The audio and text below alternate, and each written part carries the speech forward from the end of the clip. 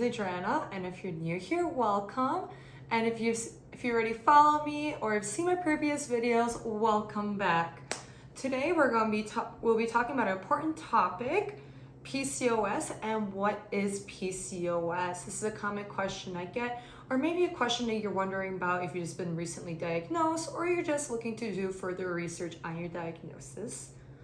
We're going to be talking about its symptoms, its common treatments, and there's a lot to cover, so let's just go ahead and jump right into it. First off, we're going to talk about what exactly is PCOS. Now, PCOS is also known as polycystic ovarian syndrome. It is a common hormonal disorder and endocrinologic disorder. I'm just reading off my notes. Again, there's a lot to cover. So it affects a lot of the women in your reproductive years. At least that's where it starts off at, but it definitely can go past your menopause years, as well as you can be experiencing symptoms at that part of your life too. PCOS is one of the most common causes of female infertility, affecting 6 to 10% of the female population.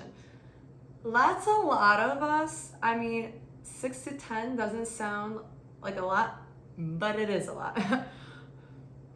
So the three main characteristics of PCOS are: one, hyperandrogenism, meaning high levels of androgens, aka testosterone, or male hormones is another way to say it. Symptoms of this may include acne, hair loss in your scalp. It could include excess facial hair and body hair growth, and inconsistent or missing periods. Next, we're going to have our polycystic ovaries. So your ovaries might be enlarged or contain follicles that surround the eggs. Now, these cysts may interfere with ovulation, making it harder for you to become pregnant, aka it's also why PCOS is known as one of the leading causes of female infertility. Next, we're going to go into the ovulation dysfunction. So this is when you have inconsistent periods, you're missing periods, or you don't get a period at all, or your period may be all over the place, could be super heavy, could be prolonged. So these are just the main characteristics of PCOS. Normally you get diagnosed with you have to be diagnosed with 2 to 3 of these symptoms in order to be diagnosed as PCOS. But again, you're going to talk to your physical physician about this. PCOS is also associated with metabolic issues such as obesity, insulin resistance, meaning where your body doesn't respond well to insulin, causing your pancreas to compensate by creating more insulin, aka more of blood sugar. Now, insulin resistance often causes hyperinsulinic. If I'm pronouncing that correctly, it is a big word. But hyperinsulinemia is when the amount of insulin in your blood is higher than normal, and this is common within PCOS. PCOS is also linked to type 2 diabetes, and neurological and psychological effects of quality of life, such as depression and anxiety, is also linked with PCOS. So that's just a little bit of it. But that is a lot of information to take in. Also quite a few of big words that may not be easier to understand. But I will be breaking this down in the future videos, so it'll be easier to understand and process this information. If you'd like to know when I'll be doing those videos, go ahead and just hit that subscribe button. That way you'll be notified when it does come out. Again, I do plan on making more videos, getting more in depth into PCOS and breaking it down more.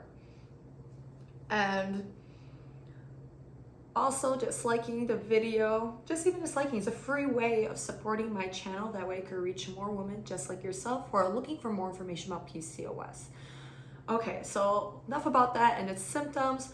Let's go talk about what are some common treatments for PCOS. You probably were online reading a lot, like do this, do that, do this. So I'm just going to go do a brief overlap of what is the most common ways of helping your PCOS. So we're going to start off with birth control. Now, birth control is one of the most common ways. It's going to help you with your hormones, adjusting your hormones, and helping with your ovulation. So making sure making sure that your period does come on a timely manner and it's not missed or it's not spotty. It's going to take a few months for it to start working, kicking in as your hormones adjust. Next, we're going to have the prostogen therapy, very similar to the birth control, but it is not in birth control. So you do want to wrap up and use another contraceptive as an option. Then we're going into metformin. Now, metformin is also used for type 2 diabetes. What this does help is with the insulin resistance. Again, insulin resistance is one of the symptoms of PCOS, where your body has problems with keeping its blood sugar levels stable. So metformin is used to help women with insulin resistance and lower down the levels. Now, those are just some of the options that you can do. And of course, those are going to have to be done through your doctor. These are not over-the-counter medications, so you're going to have to get a prescription for it. Now, let's go ahead a little bit more into something that you could already just start doing today. And those are going to be some of these lifestyle changes. And you don't want to jump right away into it. Let's just start easing into those lifestyle changes. So most women who have PCOS, they are overweight. So losing weight or body fat percentage will help with your PCOS, but not all women, just most.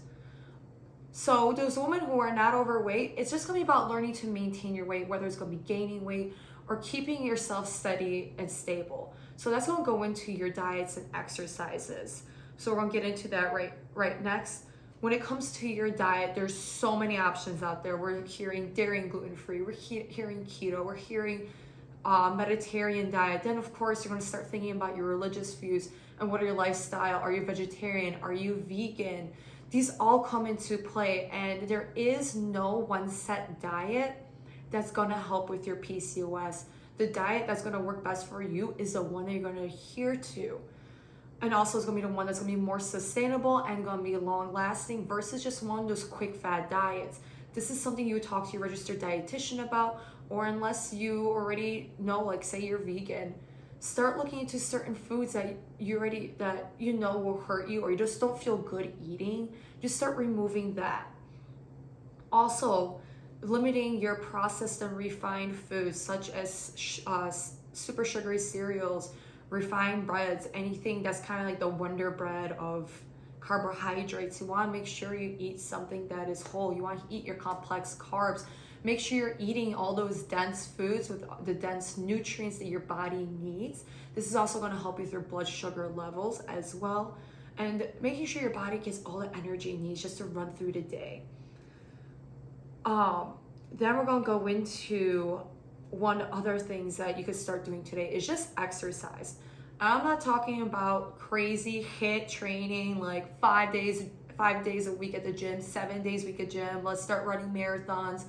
Great forms of exercise would be yoga, brisk walking, light jogging, anything that's not going to raise your cortisol levels up too high, since your adrenal glands are affected through PCOS as well, which is also one of the symptoms you may experience, which I did not go over earlier, which is going to be fatigue. But again, I'm going to be going more in depth into this within other videos. This is just a brief synopsis of what PCOS is. So you could start exercising, whether it's going to be at home or just getting into the gym. Start at 1 or 2 days a week, work your way up, and you don't even have to spend a whole hour at the gym. 30 minutes is plenty. So those are just some of the things you could start today. Now, when you want to go talk to your doctors, here's a few doctors that are great to talk to outside of your primary care physician. You want to talk to endocrinologists. Now, endocrinologists are doctors that focus on your hormones. So you get your blood work done. You can start figuring out what your hormone levels are, and you can start getting into any underlying factors that may be affecting PCOS or making it worse. Next, we're going to go into your registered dietitian. Like I said earlier, there's not a one-size-fits-all diet. Everyone's going to hear the different diets coming from your religion, or if there's a certain lifestyle, saying you're vegan or vegetarian. Those are the doctors you're going to want to talk to, those registered dietitians that are qualified to start writing out a full meal plan for you. That's going to help you with your diagnosis. Then we're going to go into our gynecologist. And I hope everyone goes to see your gynecologist at least once a year. But of course, they're the ones who take care of your reproductive system. So especially if you're trying to get pregnant, this is something you really want to talk to your gynecologist about, and then be referred over to a fertility specialist.